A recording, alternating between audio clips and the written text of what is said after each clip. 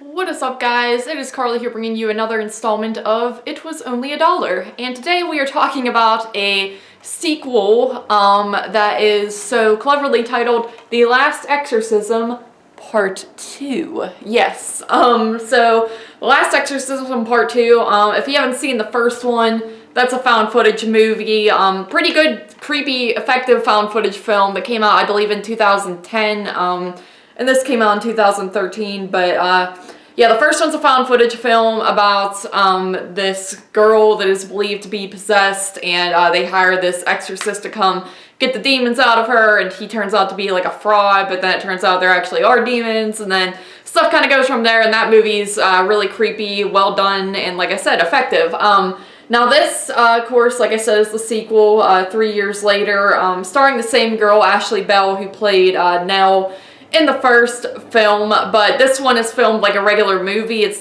doesn't use found footage or anything like that. It's just regular film, and this is about Nell, who is discovered, and she's a little bit messed up, like she's not really talking at first, she's kind of dirty, and they don't really know where she came from or what happened to her or any of her family or friends. And she slowly begins to, like, you know, come back to reality, and she doesn't really recall what happened to her either. So they put her in this group home for troubled women to try to, you know, get better and basically start her life over and have a fresh slate and just forget about the past completely. So she goes there, and, you know, things are going well at first. She, you know, meets this boy. She starts making friends with girls in the home, and everything is fine and dandy. But then, of course, she starts getting haunted by these sort of visions and happenings that are sort of taking her back to her past and seem to be trying to pull her back into that realm. So that's the story with this. Yeah, you know, it's cool they got the same girl to come back, and it's interesting that they do make it, they take away the found footage aspect, but this movie's just very unnecessary, honestly. You did not need a sequel, especially the first one's called The Last Exorcism, so that should have been the last one. There should not be a part 2, but here we have The Last Exorcism Part 2, so it's not that good. I mean, at first I was kind of like, oh, this isn't as bad as people say it is, but as it goes on, the scares just aren't effective, and it just feels unnecessary. That's really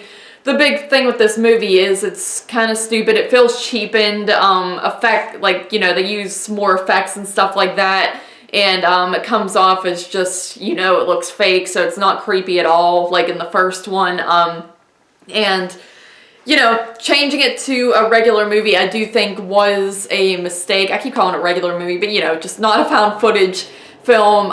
It was interesting that they went that way, but at the same time, I just don't think it works, because I think the found footage elements to the original film are what made it so effective and so creepy, and this movie just lacks all of that. It's, like I said, it's very pointless, and you just don't really care, you know.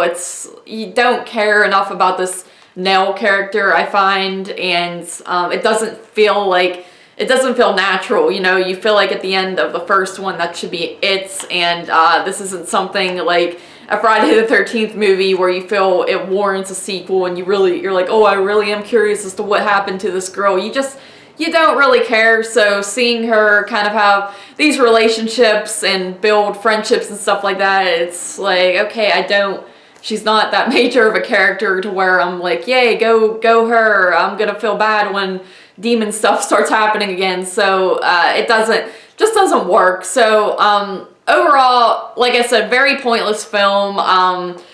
Again, found it at the Dollar Tree, of course, hence the point of this video, and I had always been curious on it because I did like the first one so much, and I knew the same actress was back for this movie, so and I do find her creepy looking, kind of. She just has that big-eyed, wide-eyed look to her, and she's very plain, and there's just something very off-putting about this actress that works well in these films. So I was curious on this film, and for $1, I figured, oh, it's a good chance to finally pick it up and watch it. And I can't say I was disappointed, because I knew it wasn't going to be good, but it was pretty hard to get through.